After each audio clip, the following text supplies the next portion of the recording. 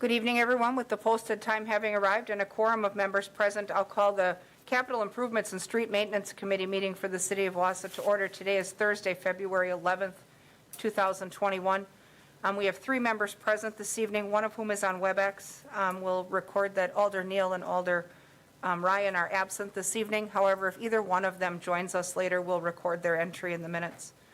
The first item on our agenda tonight is to approve the minutes of our last 2 meetings, January 14th and January 26th, copies of which are in the packets. Any corrections or revisions to the minutes necessary? If not, I'll take a motion then to accept the minutes. Motion by Wadinsky. Is there a second? Motion. Second by Larson. Second. Further discussion?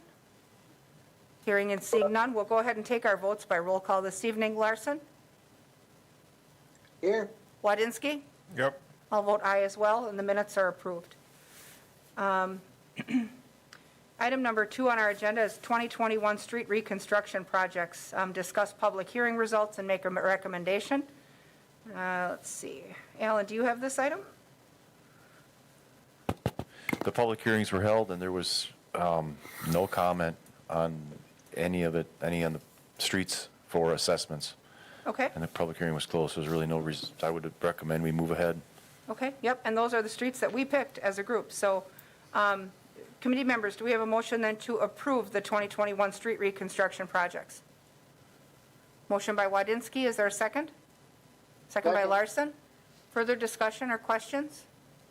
I just want to let everyone know that I attended those meetings and to observe them for the first time as council, and they went very smoothly. Excellent, excellent. We'll go ahead and vote. Larson?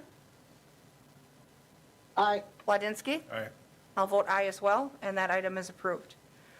Item number 3 is 2021 alley paving projects. Discuss public hearing results and make a recommendation. Again, there wasn't any comments on the assessments. There were Okay. some comments on drainage and stuff, but nothing relating to the cost or that would have delayed, or we'd recommend moving ahead. Okay, and no vehement opposition, so is there a motion then to approve the 2021 alley paving projects? Motion by I'll Larson, make it. second by Wadinsky. Further discussion? Seeing none, we'll go ahead and vote. Wadinsky? Aye. Larson? Aye. I'll vote aye as well, and that item is approved. Item number 4 is discussion and possible action on a driveway variance at 1000 South 17th Avenue. And TJ has this one.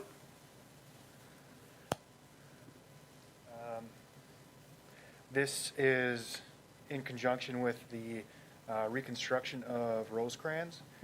So 1000 South 17th Avenue is right at the corner of Rosecrans and 17th Avenue. So there's 2 underlying issues here. The first is the concrete drive approach that is required, where there is curb and gutter, and then the other is the width and distance of a driveway opening. Without council approval, the maximum width is 42 feet that can be approved by the city engineer. So 1000 South 17th Avenue currently has a driveway opening that's about 130 feet wide, and they use that also as a parking lot. As you can see from the images, there isn't a whole lot of other options for this business to have parking, as they abut their property lines in all directions. So effectively, without allowing this variance, it would remove pretty much all available parking for this business. Okay. Alder Larson has a question on this item. This happens to be in his district. Go ahead, Lou. Yes, thank you, Madam Chair. My question is are you going to leave the street the same, or are you going to put like a concrete approach? I guess I was in contact with the owners today, and they would kind of like to have it left alone, but normally you would, when in this kind of street, you would I'm assuming you would put a concrete approach. Yep. So I guess, what are you gonna do? Are you gonna leave it, or are you gonna put a concrete approach there? That is, And if so, what would be the cost to the business? yeah, so That's our intent right now, is to try and get that variance so that we don't have to put concrete back. We would like to put asphalt back. With the concrete approach, there is a cost sharing. We do assess that. Personally, I haven't dealt with a variance as putting in the asphalt, so I would assume we would assess for the asphalt. No, so the cost would really be nothing to the homeowner for the approach. Okay. They would just pay that. Well, then I have another question.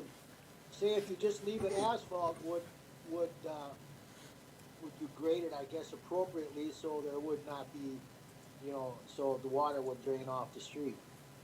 There, Lou, this is Alan. There would be curb and I gutter. see, Yeah, there would be curb and gutter in there, so, there'd be the curb and gutter laydown, so that would provide the channel for the drainage that we would need, and TJ would put it such, Yes. you can tell the grade goes away from the building there, so the water would Yes. run away I from the, live there, I live Yep. there, I know the, so the water would run away from the building, get in the curb and gutter, and then flow down the curb and gutter to our inlets. so you're gonna have the curb and gutter, is there gonna be any cost to the business owner?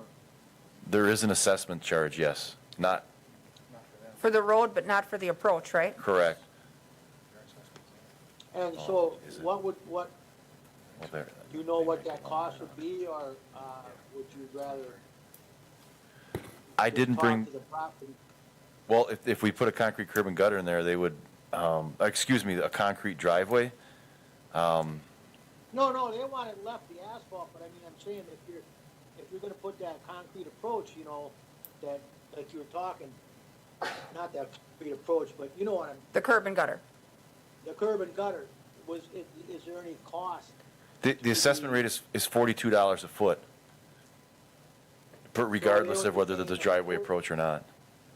That's, So they would be paying $42 a foot for approximately that 130 feet or whatever.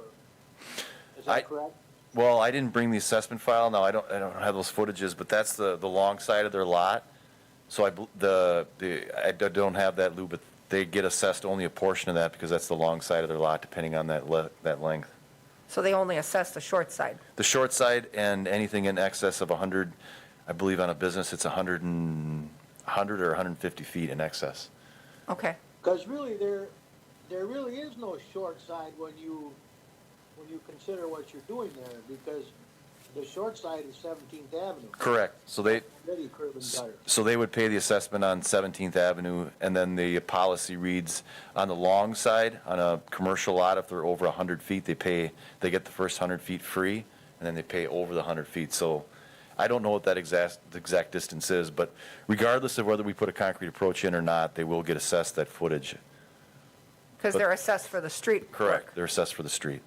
Okay, so the approach, if we approve the variance, they'll get a blacktop driveway approach, and they won't pay anything extra for that. Correct, is what we're looking at, because we've done this in other places where the business relies on that for their parking. And in this case, with their curb and gutter there, they will have enough room to park there partially on their road and partially in the right-of-way, and not protrude out into the road, not protrude out into the street. Okay, I think we did the same So- thing with those apartments over on Lake Street where they had that big one. Go ahead, Lou. So to make this clear, they would be assessed on the short side, not the long side, for the curb and gutter. Their short side is on 17th, so when 17th is reconstructed, they would be assessed along 17th. But they will Yeah, be, but it's not being reconstructed, so they'd be assessed for their 100 feet. for the, whatever is over 100 feet, so. The first 100 feet is free. Oh, the first 100 feet is not charged, right? Correct. So anything over 100 feet Right. is 42 feet, $42 a foot? Correct. They would have gotten that bill in not the bill, they would have gotten the special assessment estimate before the public hearing. So they didn't come to the public hearing, so I don't think they had a question about that. Okay. Okay. I guess just what would be irregular about it is that it's going to be wide, or obviously, what's the distance, TJ? Maximum of 42. Right, and we're proposing it's going to be 30. 130 feet, so it's, then, to put concrete in there would be extremely expensive, and it would look odd Oh, I in understand my that, yeah. opinion, so, But I mean, but the ordinance says we're supposed to put concrete in there, that's why we're coming to you guys for a variance. Sure. So then if we approve it, we give you permission to go with asphalt and leave it functioning the way it's always been? Correct. Okay. Does that work, Lou? I mean, if, So if we approve it, the asphalt stays, but you're still putting the curb and gutter in. correct. So they'll just have better drainage and no assessment for that approach. Okay, all right. Okay. Do we have a motion then to approve the variance for that driveway? I'll make the motion. Motion by Larson, is there a second? Second by Wadinski. Further discussion or questions? Seeing none, we'll go ahead and vote. Wadinski? Aye. Larson? Aye. I'll vote aye as well, and that'll be approved. Item number 5 is discussion and possible action on parking restrictions in the 900 block of Scott Street. You'll see we have a request from Alder Neal to restrict parking on one side of the street there, and we've got some renderings in the packet. Go ahead, Alan. Yeah, Alder Neal's not on the call? No, I take it? So, not today. I don't have a lot of background with this. I know that when we reconstructed this, that the street got reconstructed a little narrower just because of the topography. The north side sits a lot higher than the south. So it does make it difficult for cars to park on both sides. Right now, there is no restriction, so I think there's been some issues with plowing I think. and also issue with emergency vehicles. We sent out letters on the block, and I don't think we got any letters back. I did have a conversation with one gentleman on the block, Sherman Gross, who lives at, or Gress, excuse me. He lives at 929 Scott, and he's been there for 30 years, and he requested that, he agreed with the parking on one side. And he said if you put the parking, put it on the north side, because the weddings and the band or whatever, people like to be on that side, and he really doesn't want people parking in front of his place. And he said there was an option maybe of doing it only during the winter months, but he would recommend it's done year-round. Okay. So that would be his preference. So we- That's the only resident I heard from. Allow it on the north side adjacent to Stewart Park. Correct. Restrict the parking on the south side would have been his request in Sure. front. Well, and I don't think, it doesn't say that Alder Neal had a preference which side it was, as long as one got taken care of, so, No, I did not have I thought he would be here, so I don't know what his preference was to one side or the other, and I don't know if he had one. well, and this will end up going to the council anyway, right? So he'll get a kick at it then.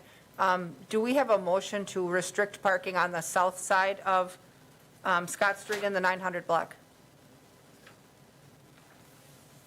Motion by Wadinski, is there a second? Second by Larson. Further discussion or questions? Seeing none, we'll go ahead and vote. Larson? Aye. Wadinski? Aye. I'll vote aye as well, and that item will be approved. Item number 6 is discussion and possible action on parking restrictions on Washington Street between First and Third. And we've got some renderings in our packets on this as well. Who has this item? Does Cord have this one? Court, correct? No, go ahead, Cord. If you want to Thank you. walk us through the scope of the problem here. It looks like adjacent to the mall ramp, huh?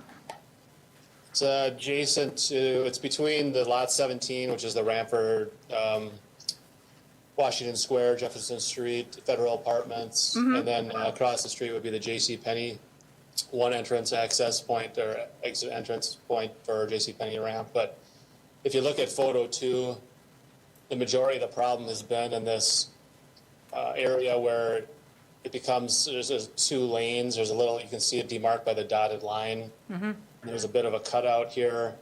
Vehicles are parking here, and it's really not parking accessible or appropriate based on what's going in and out of here. I know that to the south of that location is mall access for deliveries and I think refuse, et cetera. So there's some vehicle coming in and out of here, but in general, you have vehicles that are entering that one-way stretch towards the pedestrian mall, and then this little cutout area has become kind of an attractive parking spot, but it's just not conducive to parking. And so we're looking to limit parking in that stretch. Although this is the main problem area in photo 2, we just want to extend it for that whole stretch, as you can see in photo 1. For the length, just because we don't want to push a problem into some of these other areas on Sure. Washington Street, even though you know, it should be pretty clear that it's a lane of traffic and not to be parked there, but I'd rather just err on the side of a little bit of extra posting. Sure. Given the fact that there's ample parking in the municipal lot across the street and the entire ramp, it doesn't seem like we're really inconveniencing too many people by not allowing this parking, which there's no room for in the first place. Committee members, thoughts on the matter? Does anyone want to make a motion to restrict the parking on the north side of Washington? I'm good with it. Okay. You got a motion? You have a motion to approve? Okay, motion by Larson. Is there a second? Second by Wadinsky. Further discussion or questions? Seeing none, members will roll call vote. Larson? Aye. Wadinsky? Aye. I'll vote aye as well, and that item then is approved. Item number 7 is discussion and possible action on no parking here to corner in the 500 block of Franklin Street. It looks like this is a housekeeping item, huh? Yes. Ah, It is. When I love a Frank, good housekeeping item. when the Franklin Street came last month, it was to put, there was one of the suggestions to put 2-hour parking on. There was the initial. Uh-huh. And so we really didn't look at the no parking signs other than that they were there. So what happened was you guys moved the no parking sign on the northeast corner of Fifth and Franklin back to that driveway, to the other side of the driveway. Which was good, but when we looked at the other corners, we couldn't find them anywhere in the ordinance. So the signs were there, but it was never put into an Oh, ordinance. So this codifies the signs we already have? Yes, so Ah. that, the red markings on here show you where the existing signs are now for no Okay. parking. So, before it would go to council, we would have the actual distances. Yeah. But if you were out there, I'm not proposing any changes to where the signs are posted now. I just want to get it in an ordinance so that it can be enforceable. Sure. Anybody have questions on that item? If not, is there a motion to approve those signs? Motion by Wadinsky, is there a second? Second by I Larson? guess I'm, yep. Yep, you're the second. All right, we'll go ahead and vote then. Larson? Aye. Wadinsky? Aye. I'll vote aye as well. That item is approved. Item number 8 is discussion and possible action on preliminary design alternatives for street infrastructure in the North Riverfront area near the former Great Lakes Cheese property. This was deferred last month, and we had asked Alan to sketch out some of what we wanted to see and then bring them back. So we've got some of those designs in the packets, and we'll turn over to Alan. Yeah, so we did just some 2D line work based upon some ideas that were floated around with some, I'd say like 90-degree curves. So then I had one of Josh run the truck turning movements up here. And the fire truck, and you can kind of see the difficulty in getting that to work. It's a pretty sharp curve. Yeah, I think we need to explore other options. If you look at how the truck would go around there, would basically take up both lanes of traffic. And my other concern, obviously when we design streets and stuff, there's minimum design values for curves, there's minimum for sight distances, and really these don't meet any of them. So and then if you put the buildings here, you're basically creating a blind corner. Sure. So you'd have a semi or any kind of truck going around, taking up the whole road, possibly around a blind corner. So I guess I don't see how, I'd like to explore other options. Okay. Do you want to work on that? We don't have to take action on this one. Then if we know this won't work, there's no sense in approving it. Do you want us to just defer action and let you draw this up a little bit and maybe bring it next month? Yeah, and I think I'd like to work with the planning department to, Yeah. to maybe look at some other options out here where we could go. I mean, this option too, just the increased length of the road you're going to build is probably not desirable either. So I think, we did have the consultant look at some other options, and I know there was some, and I'd like to take another kick at the can. Another I guess, stab at it? Because Okay. we're not building it this summer, so I think we need to take our time and maybe Get it right. Sure. look at some other options. Okay. I agree. Go ahead, Take Lou. the time and do it right. Yep. So are we good as a committee? We'll just agree by consensus to give Alan some more time to work with planning and come up with something that flows a little better? Jim, go I ahead. agree. Okay, go ahead, Jim. I like the idea of taking it slow on this because that property could be some prime property, and we could do something like we did down by Wausau with some business and residential in the future. I mean, it may take more than a few months. It may take a few years before we get the right fit in that area, because being on the river is prime area, and we want to benefit the community as best we can with the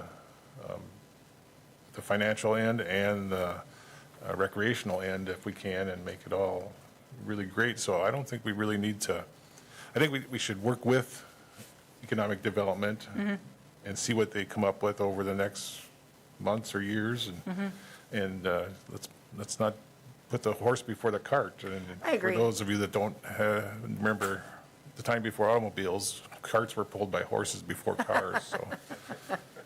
I totally agree. I think that it makes sense, too, to take our time on the design a little bit and get one that works. One key element that we've always wanted to protect is the public's access to the river. And, you know, where we were heading last month with putting the street on the riverside and keeping that access for the public versus letting it become somebody's lawn or it look like it's someone's lawn, I think it's important for us to avoid that. And so that when people are using either the River Edge Trail or that public space, that they don't feel like they don't belong there. It needs to feel like a public space so people use it. So, yeah, I think we can agree by consensus to just give Alan some time, and we won't take any action on this item tonight then. So, all right. That brings us to item number 9, a recap of snow emergency parking enforcement for the 2-4 and 2-5 storm event.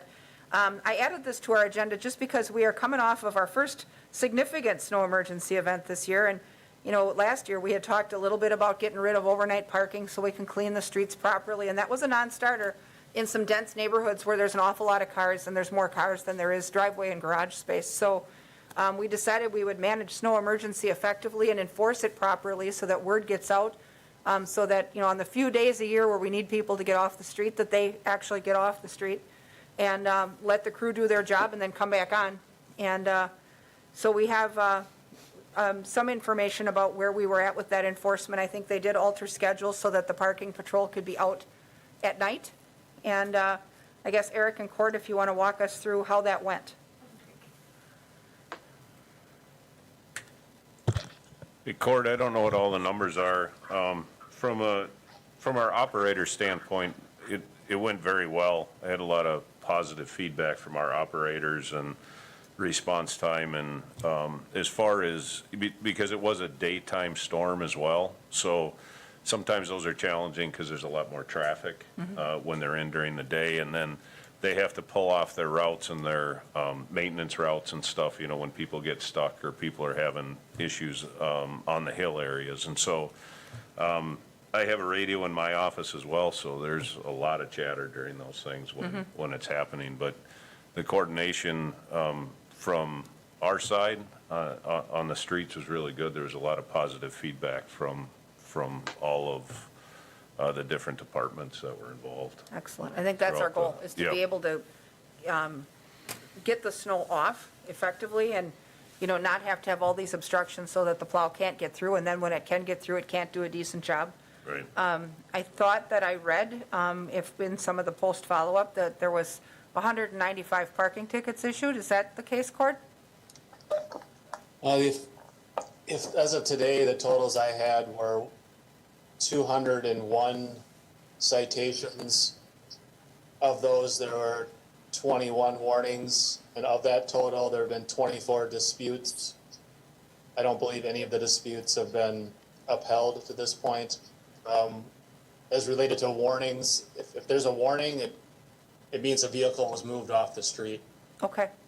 Because a lot of times, people, enforcement's kind of rolling up, and somebody may have just put their car in the street to do a driveway or make some other accommodation, and they see the enforcement and they come out and say, hey, I'm just about to move that, or I'm doing something. At that point, Sure.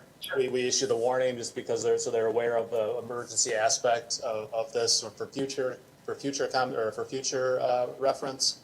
And then, but you know, the bottom line on the goal is to have vehicles out there, like Eric said, have vehicles off the street so the plows can go through. And I think that the circumstances where, you know, with the notice that was given, Eric put out his snow emergency, you know, early, and we had good, I think we had good broadcast coverage, media coverage. We had our Facebook postings and the city's website, other Facebook postings from our side. I don't know if the DPW has put that on their Facebook as well, but I think with people monitoring that, the word gets out, and it seemed like the word was out. Anecdotally, it seemed the word was out, probably the best it's been, in this time. So we're always kind of improving on that messaging, I think, which is an important component of getting this accomplished in a Sure. way that. The communication is key, and I think I noticed too, it seemed like that was more effective this time than it was last year. Between multiple Facebook sites posting it, it was on the city site, it was on the police department site, it was on DPW's site. The news outlets, both TV and print, got that out. And I think even on radio, that went out. So, I think this is probably the more effective way for us to handle the need to clean streets. I mean, here and there where the streets are so narrow that you just can't do it. We've restricted parking on one side during the winter here and there. That works too. But you don't want to do that on every street in town if you can avoid it. So this certainly makes sense and it seems effective. I mean, obviously it costs us money to bring in the parking patrol at night, but if everybody pays their tickets, you're almost $20,000 in revenue out of those fines as well. And I think those fines are steep enough to get folks' attention. So if they get that $100 ticket, the next time they hear the word snow emergency, hopefully they figure it out. And, we're not barring the winter we had a couple years ago, we are not rife with snow emergencies. I mean, every year you get a couple. But I think then it's incumbent upon people who are traditionally parking in the street to figure that out. And, see if they can, like Alder Ryan had suggested in an email, work with your neighbors, see if your neighbor who doesn't drive has a driveway you could park in. Her neighbors have kind of figured it out. So that's, I think, the best we can do without restricting parking so that it's a perpetual inconvenience for people. So what do you guys think? I think we're on the right track. I mean, I would agree with that.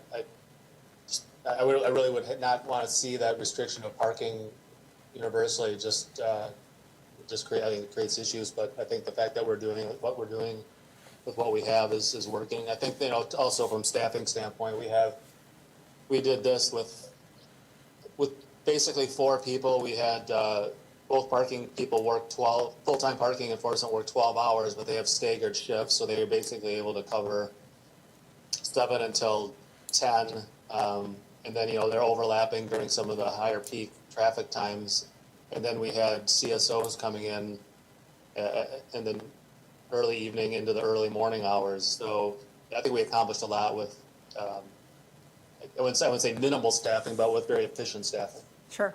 I think that's well handled, and I think that, hopefully we don't have a ton of these. I mean, it's certainly our hope to stay ahead of the road salt budget and plowing budget and snow emergency needs and whatever, but I think this is an effective way to work with it when we have to. That's the last item on our agenda. Item 10 is future agenda items. I don't have any at the moment, but if anything comes up, you guys know where to find me. With that, I don't have anything else. Does anyone have any communications? If not, I'll entertain a motion to adjourn. Motion by I'll say- Larson, second by Wadinski. Members in favor signify by saying aye. Aye. Aye. No one ever says no. We'll stand adjourned. Thanks, everybody. Stay warm.